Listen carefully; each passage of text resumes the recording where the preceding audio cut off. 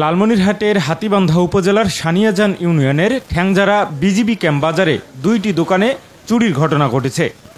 গত মঙ্গলবার দিবাগত রাতে ওই বাজারের জিয়াউল হক ও জাহাঙ্গীর আলমের গলামালের দোকানের তালা কেটে এ চুরির ঘটনা ঘটে।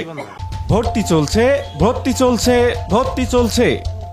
হাতীবান্ধা কারিগরি প্রশিক্ষণ কেন্দ্রে কনজুমার ইলেকট্রনিক্স, ইলেকট্রিক্যাল, মেশনারি ও কম্পিউটার অপারেশন ট্রেডে 3 মাস মেয়াদী প্রশিক্ষণ কোর্সে ভর্তি চলছে।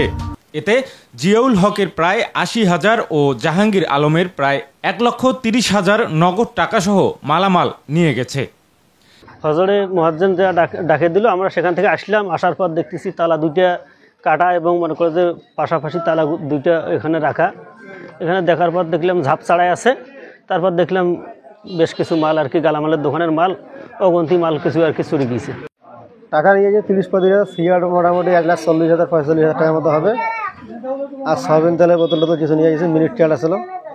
আমাকে ভোরবেলা মুয়াজ্জিন ডাকে যে তোমার দোকানে চুরি হয়ে গেছে। পরে আসি দেখি যে তালা এইভাবে খোলা। এই তালাটা তো বেড়া কাটা, তালা কাটা ছাড়া, অস্ত্র ছাড়াই তালা কাটা যাবে না। পরে প্রবেশ করি, দেখি যে দোকানে বিভিন্ন ধরনের মাল, সিগারেট, সয়াবিন তেল, তারপরে হলো সাবান, জেট, পাউডার সহ প্রায় 70 থেকে 75,000 টাকার মাল চুরি গেছে।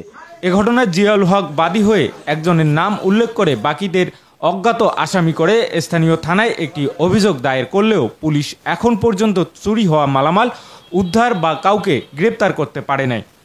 তবে পুলিশ জানায় অভিযোগের আলোকে তদন্ত করে আইনি ব্যবস্থা নেওয়া হচ্ছে। এল নিউজ অনলাইন, লালমনিরহাট।